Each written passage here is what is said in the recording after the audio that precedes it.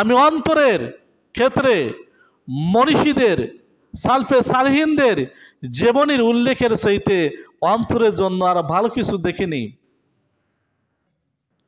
সম্মানিত উপস্থিতি, মোট কথা, আমরা যদি আমাদের ইমানকে নবায়ন করতে চাই, অর্থাৎ ইমানকে শক্তিশালী করতে চাই, সর্বদা ইমানকে সুদৃঢ় রাখতে চাই, তাহলে সর্বদা সবসময় যখন যেথায় যে কাজে যাব আল্লাহর স্মরণ আমাদের অন্তরে রাখতে হবে।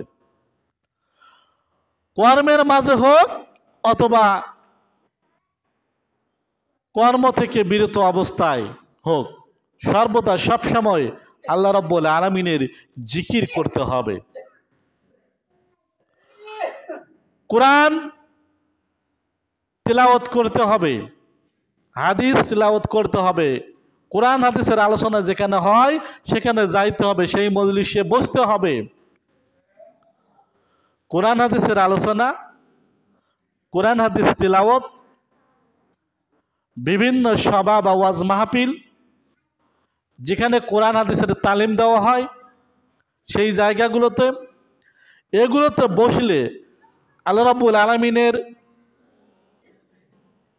ওয়াদাকৃত যে আল্লাহ রাব্বুল আলামিন মুসলিমদের জন্য, মুমিনদের জন্য কি ওয়াদা করেছেন, কাফেরদের জন্য কি ওয়াদা করেছেন, জান্নাত জাহান্নাম, এগুলোর আলোচনা, কোরআন হাদিসের আলোচনা, জিকিরের আলোচনা, আল্লাহ রাব্বুল আলামিনের প্রশংসা, আল্লাহ রাব্বুল আলামিনের মহিমান্বিত ঘোষণা, সর্বদা সবসময় আমরা যদি আমাদের অন্তরকে এই আলোচনাগুলোর মধ্যে রাখতে থাকি, এর মধ্যে আমাদের অন্তরকে মানে প্রতীয়মান করে রাখতে পারি, সর্বদা সবসময় আল্লাহর স্মরণে নিজের কল্পকে রাখতে পারি, তাহলে আমাদের অন্তরে ইমান সুদৃঢ় হবে, আমাদের ইমান অটোমেটিক নবায়ন হয়ে যাবে, আমাদের ইমান সর্বদা সবসময় নতুন থাকবে, তরতাজা থাকবে, সুদৃঢ় থাকবে।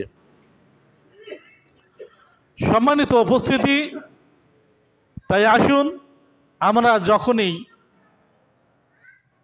কর্মের ফাঁকে অবসর সময় পাব তখনই কোরআন তেলাওয়াত করব, হাদিস তেলাওয়াত করব, বিভিন্ন সালফে সালেহিন, তাবিন, ইমামগণের জীবনী পড়ব,